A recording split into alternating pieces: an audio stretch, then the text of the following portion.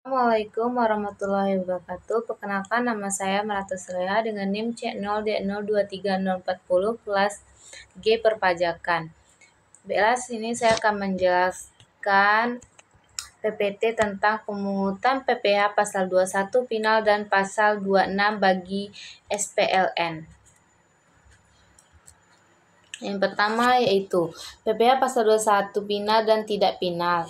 Pajak final merupakan pajak yang dikenakan dengan tarif dan dasar pengenaan pajak tersebut atas penghasilan yang diterima atau diperoleh selama 1 tahun.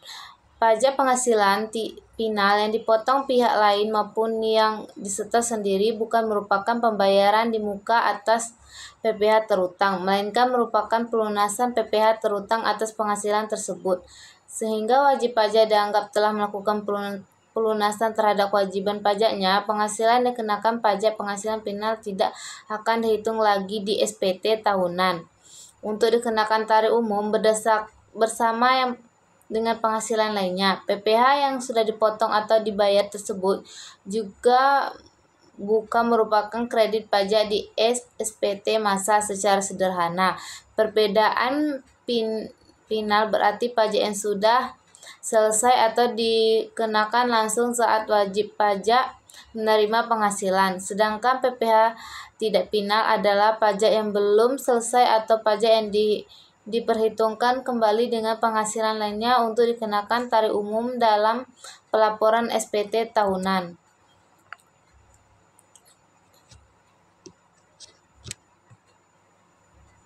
Baiklah, perbedaan PPh final dan tidak final bisa dilihat misalnya terkait pengenaan pada surat pemberitahuan atau SPT tahunan. Pada pajak penghasilan final, penghasilan tidak digabungkan dengan penghasilan lain yang dikenakan tarif umum dalam SPT tahunan PPh badan. Sedangkan PPh tidak final penghasilan digabungkan dengan penghasilan lainnya yang dikenakan tarif umum. Pada pajak penghasilan final, biaya sehubungan untuk penghasilan, menagih, dan memelihara penghasilan yang dikenakan PPh tidak dapat dikurangi. Sedangkan pada PPh tidak final, biaya tersebut dapat dikurangkan.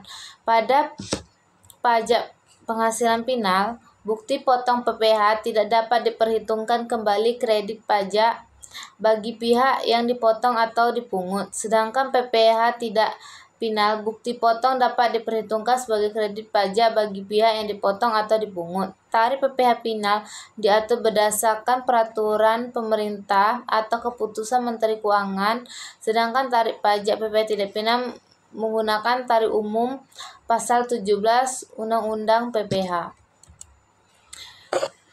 Materi berikutnya yaitu tarif PPh pasal 21 dan 26 bagi SPLN. Yang pertama, tarif PPh final bunga deposito, tabungan, dan diskoto SBI. Yang kedua, tarif pajak penghasilan final diskoto SBI. Yang ketiga, tarif pajak penghasilan final bunga dan diskoto obligasi. Yang keempat, pajak penghasilan final diskoto surat utang negara atau SUN.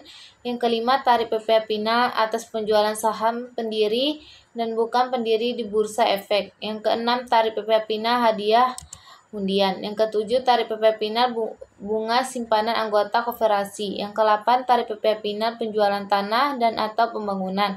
Yang ke-9, tarif PPh final persewaan tanah atau bangunan. Yang ke-10, tarif PPh final atas penjualan saham milik perusahaan Moda Ventura. Yang ke-11, tarif PPh final jasa konstruksi.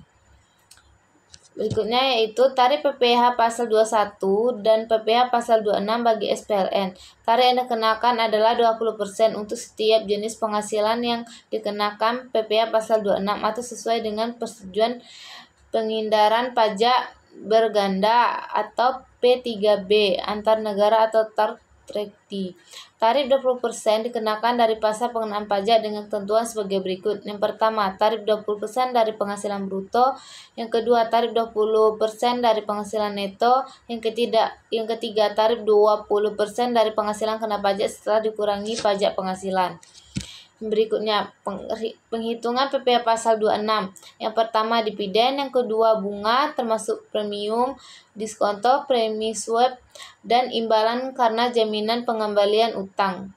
Yang ketiga, royalti, sewa, dan penghasilan lain sehubungan dengan penggunaan harta. Yang keempat, imbalan sehubungan dengan jasa, pekerjaan, dan kegiatan.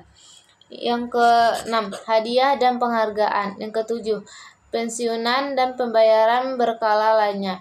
Yang ke-8, sesuai peraturan pemerintah nomor 1 tahun 2007, pengenaan pajak penghasilan atas dividen yang dibayarkan kepada subjek pajak luar negeri sebesar 10% atau tarif yang lebih. Berikutnya, PPh pasal 26 sama dengan 20% dikali penghasilan neto. Penghasilan neto sama dengan perkiraan penghasilan neto dikali penghasilan bruto. Penghitungan tersebut diterapkan untuk yang satu, penghasilan dari penjualan harta di Indonesia. Yang kedua, premi asuransi dan reasuransi yang dibayar kepada perusahaan asuransi luar negeri. Yang ketiga, PPh pasal 26 sama dengan 20% dikali penghasilan kena pajak dikurang PPh terutang. Perhitungan tersebut diterapkan pada bentuk usaha tetap di Indonesia yang penghasilan atau bagian labanya tidak ditanamkan kembali di Indonesia. Jika penghasilan setelah dikurangkan pajak tersebut ditanamkan kembali di Indonesia, atas penghasilan tersebut tidak dipotong PPh pasal 26. Berikut contoh perhitungan pajak penghasilan PINA atas deposito.